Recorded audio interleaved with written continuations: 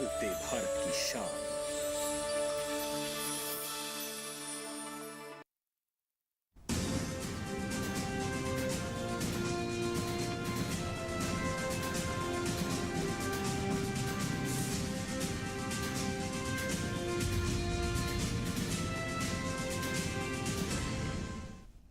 नमस्कार, किसान समाचार में आपका स्वागत है। मैं हूं रेशमा आपके साथ। आइए नजर डालते हैं इस वक्त की हेडलाइंस पर। प्रधानमंत्री नरेंद्र मोदी ने मन की बात की 105वीं कड़ी में देशवासियों से अपने विचार किए साझा।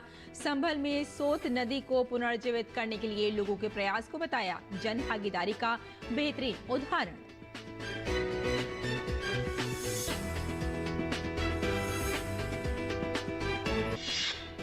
केंद्रीय गृह एवं सहकारिता मंत्री अमित शाह ने किसानों के हित के लिए किए गए फैसलों को गिनाया।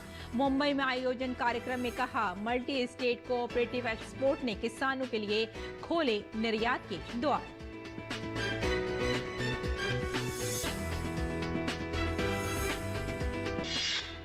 स्वच्छ भारत अभियान ग्रामीण 2 के तहत देश के नाम जुड़ी एक और कामयाबी। भारत के 75% गांव हुए ODF प्लस। केंद्रीय जल शक्ति मंत्री गजेंद्र सिंह शेखावत ने पीएम मोदी के नेतृत्व को दिया श्रेय।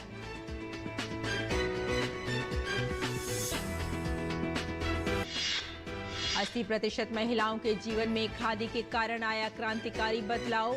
खादी और ग्रामोद्योग आयोग के अध्यक्ष ने कहा, पिछले 9 वर्षों में खादी गरीबी उन्मूलन, कारीगर सशक्तिकरण और खाद्य सुरक्षा का बना सबसे मजबूत हथियार।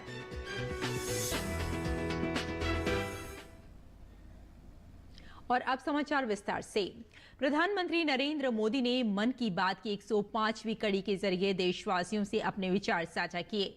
प्रधानमंत्री मोदी ने संभल में अतिक्रमण के कारण विलुप्त होती हुई नदी के लोगों के प्रयास से पुनर्जीवित होने का जिक्र किया। उन्होंने कहा कि सोत नदी को फिर से जीवित कर लोगों ने जन भागीदारी और सामूहिकता का शानदार उदाहरण पेश किया है। 70 से ज्यादा गांव हो, हजारों की आबादी हो और सभी लोग मिलकर एक लक्ष्य, एक ध्येय की प्राप्ति के लिए साथ आ जाए, जुट जाए, ऐसा कम ही होता है। लेकिन संभल के लोगों ने ये करके दिखाया। इन लोगों ने मिलकर जन भागीदारी और सामूहिकता की बहुत ही शानदार मिसाल कायम की है। दरअसल इस क्षेत्र में दशकों पहले सोत नाम की एक नदी हुआ करती थी। अमरोहा से शुरू होकर संभल होते हुए बदायूं तक बहने वाली ये नदी एक समय इस क्षेत्र में जीवनदायिनी के रूप में जानी जाती थी। इस नदी में अनवरत जल प्रवाहित होता था, जो यहाँ के किसानों के लिए खेती का मुख्य आधार था। समय के साथ नदी का प्रवाह कम हुआ। नदी जिन रास्तों से बहती थी वहां अतिक्रमण हो गया और ये नदी विलुप्त हो गई। नदी को मां मानने वाले हमारे देश में संभल के लोगों ने इस सोत नदी को भी पुनर्जीवित करने का संकल्प ले लिया। पिछले साल दिसंबर में सोत नदी के कायाकल्प का काम 70 से ज्यादा ग्राम पंचायतों ने मिलकर शुरू किया। ग्राम पंचायतों के लोगों ने सरकारी विभागों को भी अपने साथ लिया। आपको ये जानकर खुशी होगी कि साल के पहले 6 महीने में ही ये लोग नदी के 100 किलोमीटर से ज्यादा रास्ते का पुनरुद्धार कर चुके थे। जब बारिश का मौसम शुरू हुआ तो यहाँ के लोगों की मेहनत रंग लाई और सोत नदी पानी से लबालब भर गई। यहाँ के किसानों के लिए खुशी का एक बड़ा मौका बनकर आया है। लोगों ने नदी के किनारे बांस के 10,000 से भी अधिक पौधे भी लगाए हैं ताकि इसके किनारे पूरी तरह सुरक्षित रहें। नदी के पानी में 30,000 से अधिक गंबूसिया मछलियों को भी छोड़ा गया है ताकि मच्छर न पनपे। केंद्रीय गृह एवं सहकारिता मंत्री अमित शाह ने मुंबई विश्वविद्यालय में लक्ष्मण राव इनामदार स्मृति व्याख्यान में कहा कि सहकारिता के क्षेत्र में कई सुधार हुए हैं, जबकि आमूलचूल परिवर्तन ग्रामीण क्षेत्र में हुआ है। सहकारिता विषय पर उन्होंने कहा कि कृषि मंत्रालय से सहकारिता को अलग करने के बाद सहकारिता आंदोलन को नई गति मिली है। उन्होंने कहा कि आने वाले 5 सालों में 3 लाख नए पैक्स बनाए जाएंगे। हर पंचायत में एक पैक्स होगा और ये पैक्स बहुआयामी होंगे। आमूलचूल परिवर्तन ग्रामीण क्षेत्र के अंदर हुआ है। हमने तय किया है कि आने वाले 5 सालों में 3 लाख पैक्स नए बनाएंगे और हर पंचायत के अंदर एक पैक्स होगा और ये पैक्स मल्टी डायमेंशनल होंगे। पैक्सी डेयरी का काम करेगा, पैक्सी मछुआरा समिति का काम करेगा, पैक्स सस्ती अनाज की दुकान भी चला पाएगा, पैक्स सस्ती दवाइयों की दुकान भी चला पाएगा और पैक्स भंडारण का भी काम करेगा। तो एक समस्या थी कि पैक्स वायबल नहीं रहे थे। पैक्स की ऋण लेने की और ऋण देने की दोनों सीमाओं को तय कर दिया गया था, तो आधे % पौने % में पैक्स वायबल नहीं बचे थे। 20 प्रकार की नई गतिविधियां हमने पैक्स के साथ जोड़कर पैक्स को वायबल बनाया। अमित शाह ने कहा कि मोदी सरकार ने multi state organic cooperative society बनाई, जो देश भर में ऑर्गेनिक एग्रीकल्चर प्रोड्यूस को खरीदने और विश्व के बाजार में बेचने की व्यवस्था करेगी। एक मल्टी स्टेट एक्सपोर्ट कोऑपरेटिव भी बनाई, जो किसानों के उत्पादों को एक्सपोर्ट करेगा और इसका पूरा मुनाफा सीधा किसान के पास जाएगा। इसके अलावा एक मल्टी स्टेट कोऑपरेटिव बीज समिति भी बनाई गई है। उन्होंने कहा कि विश्व की सबसे बड़ी खाद्यान्न भंडारण योजना भी पैक्स के माध्यम से आगे चलाई जाएगी। Multi state organic cooperative society बनाई, देश भर में ऑर्गेनिक एग्रीकल्चर प्रोड्यूस को और कुदरती खेती करने वाले प्रोड्यूस को जो ऑर्गेनिक होते हैं, इसको खरीदने की और विश्व के बाजार में बड़े ऊंचे दामों से बेचने की व्यवस्था ये जैविक सोसाइटी करेंगी। एक मल्टी स्टेट एक्सपोर्ट कोऑपरेटिव भी बनाया, जो किसानों के दाम को और उत्पादों को एक्सपोर्ट करेगा। इसका पूरा मुनाफा सीधा किसान के पास ट्रांसफर होगा। और एक मल्टी स्टेट कोऑपरेटिव बीज समिति के लिए भी बनाया। विश्व की सबसे बड़ी खाद्यान्न भंडारण योजना भी पैक्स के माध्यम से हम आगे चलाने वाले हैं।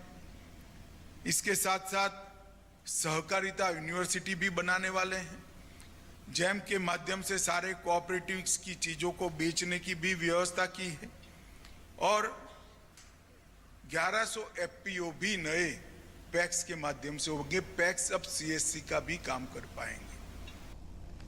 अमित शाह ने कहा कि केंद्र की नरेंद्र मोदी सरकार ने कई सरकारी बदलाव भी किए हैं। उन्होंने कहा कि इनकम टैक्स में कोऑपरेटिव और कॉरपोरेट दोनों को एक समान स्तर पर लाने का काम आजादी के बाद पहली बार प्रधानमंत्री नरेंद्र मोदी ने किया है। उन्होंने कहा कि कोऑपरेटिव की गतिविधियों को अगर हम समय अनुसार अत्याधुनिक तकनीक के साथ जोड़कर आगे बढ़ाएं, तो भारत जैसे देश में रोजगार के साथ अर्थतंत्र के विकास का इससे बड़ा और अच्छा तरीका कोई नहीं हो सकता। उन्होंने कहा कि मोदी सरकार आने वाले दिनों में सहकारिता क्षेत्र में कई नए कदम उठाने जा रही है। ढेर सारे सरकारी बदलाव भी किए हैं। इनकम टैक्स के अंदर कोऑपरेटिव और कॉरपोरेट दोनों को एक समान स्तर पर लाने का काम आजादी के बाद पहली बार नरेंद्र मोदी जी ने किया है। टैक्सेशन में एक ही लेवल कर लगभग 10,000 करोड़ से ज्यादा पुराना डिस्प्यूट और हर साल 3,000 करोड़ की टैक्स की बचत चीनी कोऑपरेटिव मिलों के साथ करने का फैसला भारत सरकार ने किया है। सहकारी समितियों के अधिभार को 12% से घटाकर 7% कर दिया। मैट को 18.5 से 15.5% कर दिया। मित्रों, आज मैं यहां पर आया हूं तब ये कहने आया हूं कि कोऑपरेटिव की गतिविधि को अगर हम समय के साथ बदलकर आधुनिक से आधुनिक टेक्नोलॉजी को कोऑपरेटिव क्षेत्र आत्मसात कर आगे बढ़े, तो मुझे पूरा विश्वास है आज के समय में भारत जैसे देश में रोजगारी के साथ अर्थतंत्र के विकास का इसके बड़ा और अच्छा तरीका और कोई नहीं है। और स्वच्छ भारत अभियान ग्रामीण 2 के तहत एक और सफलता मिली है। देश के 75% गांव ODF प्लस हो गए हैं। तकरीबन 4.43 लाख गांवों ने खुद को ODF प्लस घोषित किया है। 2025 तक देश के गांवों को ODF प्लस करने का लक्ष्य है। इसके साथ ही 5 करोड़ लोग स्वच्छता ही सेवा अभियान के तहत चलाए गए विभिन्न कार्यक्रमों का हिस्सा बने हैं, जबकि 2.05 करोड़ लोग श्रमदान से जुड़े हैं। इन सभी विषयों पर केंद्रीय जल शक्ति मंत्री गजेंद्र सिंह शेखावत से बात की हमारे संवाददाता चंद्रशेखर ने। हमारे साथ इस वक्त मौजूद हैं केंद्रीय मंत्री गजेंद्र सिंह शेखावत जी। सर, ODF प्लस को लेकर के जो विलेज है उस पे लेकर के अभी कहाँ तक अचीवमेंट मिल पाई है? ये 2014 में माननीय प्रधानमंत्री जी की संकल्प के हम देश को खुले में शौच से मुक्त करेंगे, उस संकल्प के अध्ययन काम करते हुए मुझे प्रसन्नता है कि 2 अक्टूबर 2019 को जो तय तिथि थी तब तक देश ने अपने आप को खुले में शौच से मुक्त घोषित कर दिया था। लेकिन माननीय प्रधानमंत्री जी ने इससे आगे बढ़ करके कहा कि अब हम संपूर्ण स्वच्छता की तरफ देश को लेकर के जाएंगे। ये हमारे लिए लक्ष्य नहीं, एक पायदान मात्र था। और 2019 से जो विषय हमने नया प्रारंभ किया, प्रधानमंत्री जी की संकल्पना कि देश के हर गांव में लिक्विड और सॉलिड वेस्ट मैनेजमेंट, उसके डिस्पोजल की ठीक से व्यवस्था हो, क्लस्टर ऑफ विलेजेस के बीच में इस तरह के इंफ्रास्ट्रक्चर क्रिएट किए जाए।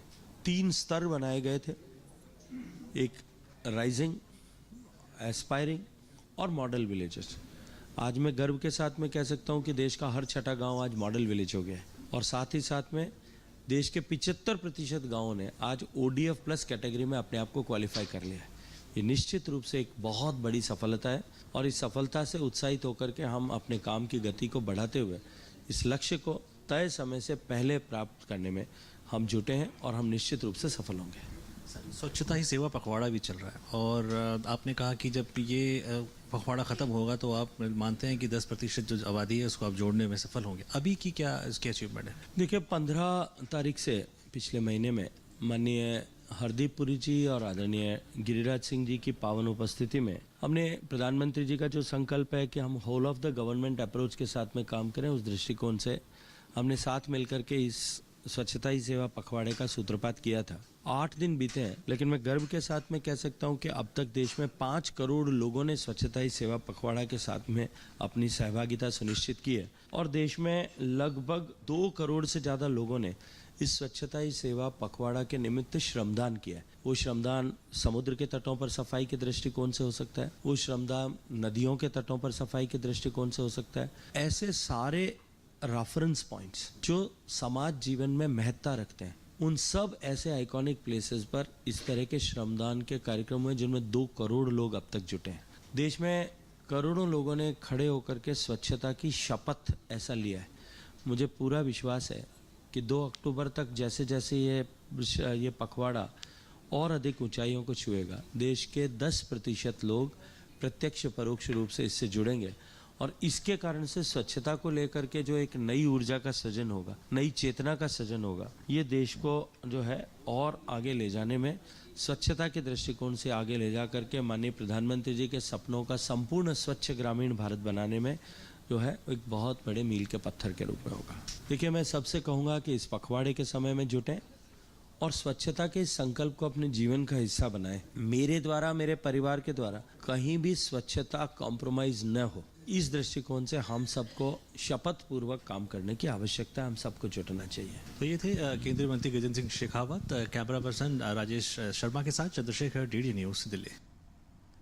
और राष्ट्रीय उच्चतर कृषि शिक्षा परियोजना यानी नाहेफ के जरिए देश के कृषि विश्वविद्यालय के छात्र विदेशों में कृषि ज्ञान और कौशल विकास के प्रशिक्षण के लिए विदेशों में जा रहे हैं। इसी क्रम में श्री कर्ण नरेंद्र कृषि विश्वविद्यालय जोबनेर के कुलपति प्रोफेसर बलराज सिंह की पहल से कृषि विश्वविद्यालय जोबनेर के छात्र थाईलैंड, पश्चिमी सिडनी और ऑस्ट्रेलिया जैसे देशों के भ्रमण पर जा रहे हैं। इस विषय पर हमारे संवाददाता OP यादव ने बात की SKN कृषि विश्वविद्यालय जोबनेर के कुलपति प्रोफेसर बलराज सिंह से।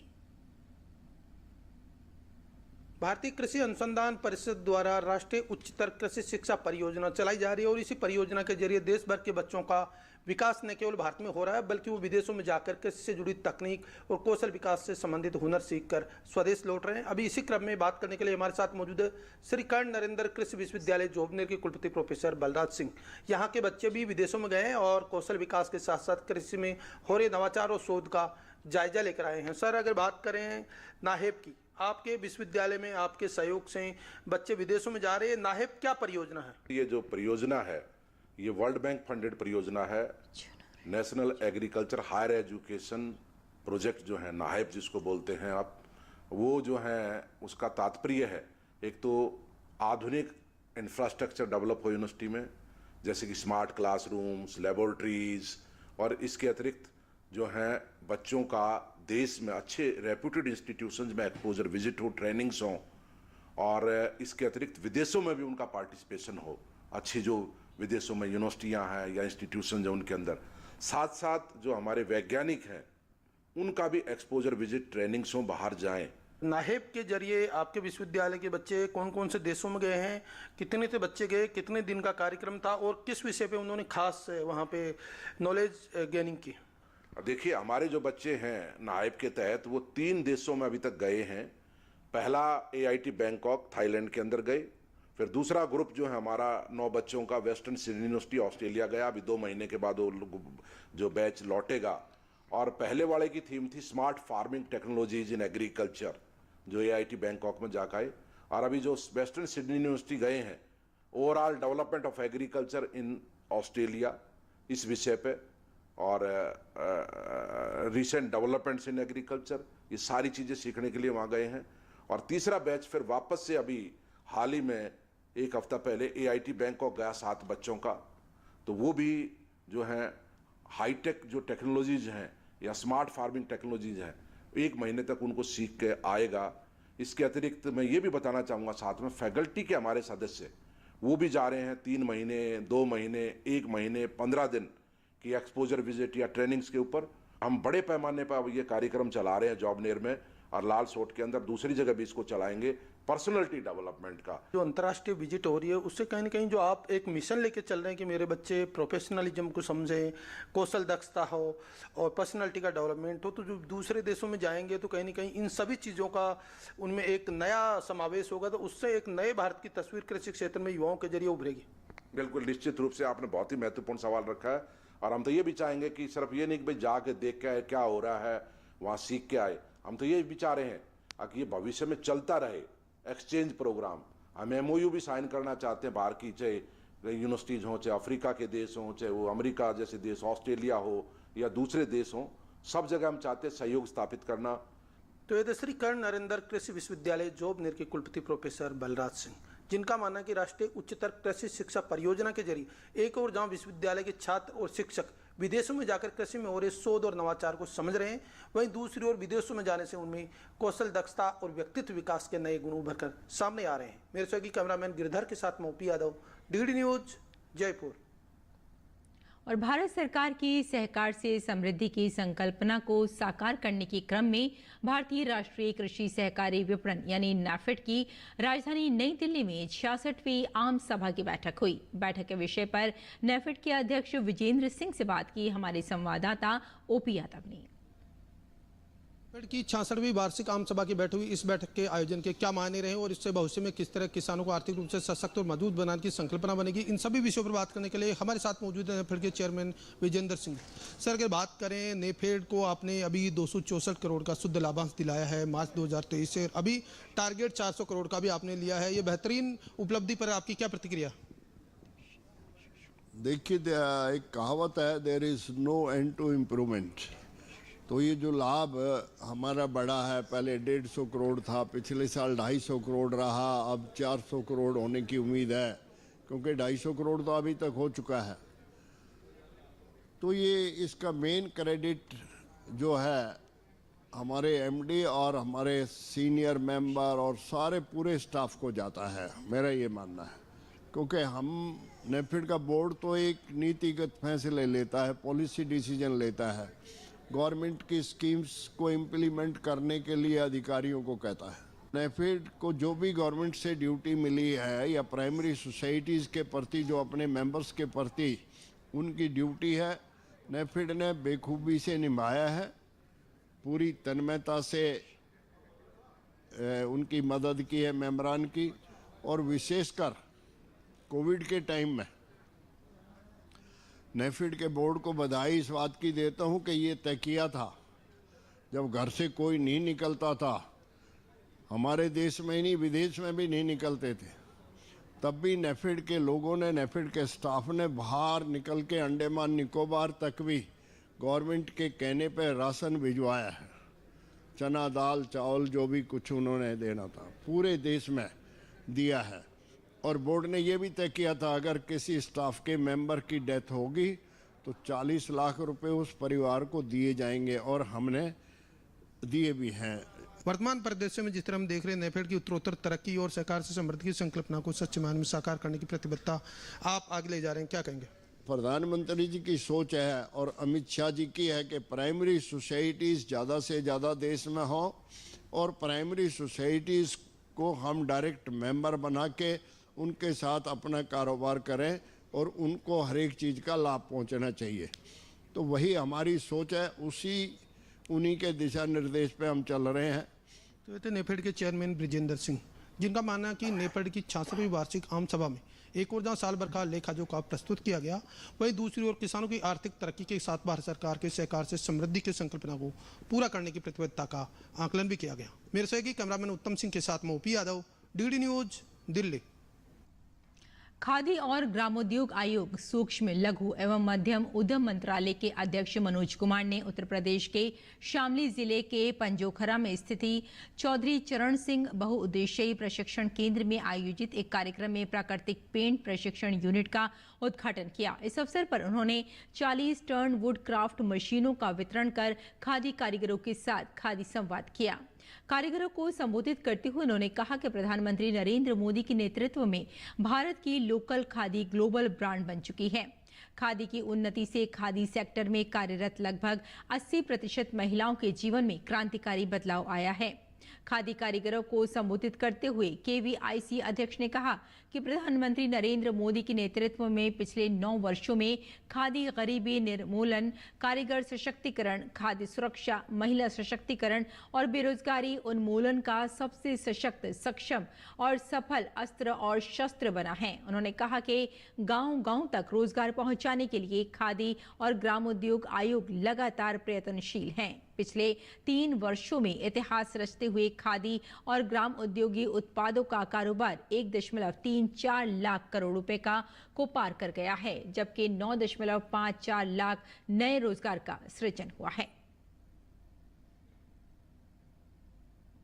कर्नाटक में कावेरी नदी जल बंटवारे के मुद्दे पर किसानों और कन्नड़ समर्थक संगठनों ने विरोध प्रदर्शन किया। किसान तमिलनाडु को कावेरी का पानी दिए जाने के आदेश का विरोध कर रहे हैं। विरोध प्रदर्शनी के मद्देनजर पुलिस ने पूरे कर्नाटक में सुरक्षा व्यवस्था कड़ी कर दी है। कावेरी जल नियमन समिति ने अपने आदेश में कर्नाटक को अगले 15 दिन तक तमिलनाडु को हर दिन 5000 क्यूसेक पानी देने का निर्देश दिया था। किसानों ने राज्य सरकार से पड़ोसी राज्य को पानी नहीं छोड़ने का आग्रह किया। भारी बारिश की वजह से महाराष्ट्र के नागपुर में आम जनजीवन पूरी तरह प्रभावित हुआ है। कुछ घंटों के भीतर बहुत अधिक बरसाव की वजह से रिहायशी इलाकों में पानी भर गया। कई इलाकों में 1 से 4 फीट तक जलभराव हो गया। एनडीआरएफ और एसडीआरएफ के लोगों को बाढ़ प्रभावित इलाकों से सुरक्षित निकाला। महाराष्ट्र के उप मुख्यमंत्री देवेंद्र फडणवीस ने प्रभावित इलाकों का दौरा किया। इस बीच प्रशासन ने एहतियातन स्कूल कॉलेजों में छुट्टी का ऐलान किया है। मौसम विभाग ने फिलहाल नागपुर और आसपास के क्षेत्रों में बारिश का ऑरेंज अलर्ट जारी किया है।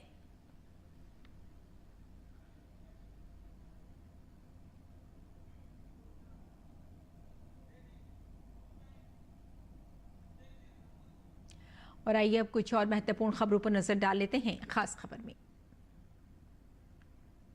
प्रधानमंत्री नरेंद्र मोदी ने देश के 11 राज्यों को 9 वंदे भारत ट्रेनों की सौगात दी। पीएम मोदी ने इन ट्रेनों को वीडियो कॉन्फ्रेंसिंग के जरिए हरी झंडी दिखाकर रवाना किया। न्यूयॉर्क में India UN for global south delivering for development कार्यक्रम को डॉक्टर एस जयशंकर ने संबोधित किया। जयशंकर ने कहा कि भारत ने G20 शिखर सम्मेलन में अंतर्राष्ट्रीय समुदाय के लिए विकास की संभावनाओं पर विचार करने की नींव रखी। विदेश मंत्री डॉक्टर एस जयशंकर ने न्यूयॉर्क में कई देशों के नेताओं से मुलाकातें की। विदेश मंत्री ने साइप्रस के अपने समकक्ष कैस्टेटिनियो काम्बो से वार्ता की और भारतीय विदेश मंत्री ने साइप्रस का भारत का मूल्यवान भागीदार बताया। छत्तीसगढ़ में कांग्रेस चुनावी वादे पूरे न करने को लेकर सवालों के घेरे में है। एक अधिवक्ता ने दुर्ग न्यायालय में इसको लेकर मुकदमा दायर कर दिया है। विपक्षी दल में पीएम पद को लेकर खींचतान थमती दिखाई नहीं दे रही है। अब जदयू ने प्रधानमंत्री पद पर दावेदारी जताते हुए नीतीश के नाम की वकालत की है। सुरक्षा बलों को अमृतसर में बड़ी कामयाबी मिली है। बीएसएफ और पंजाब पुलिस ने एक संयुक्त अभियान में पाकिस्तानी ड्रोन और नशीले पदार्थों को बरामद किया है। तो किसान समाचार में फिलहाल इतना ही। अनुमति दें। नमस्कार।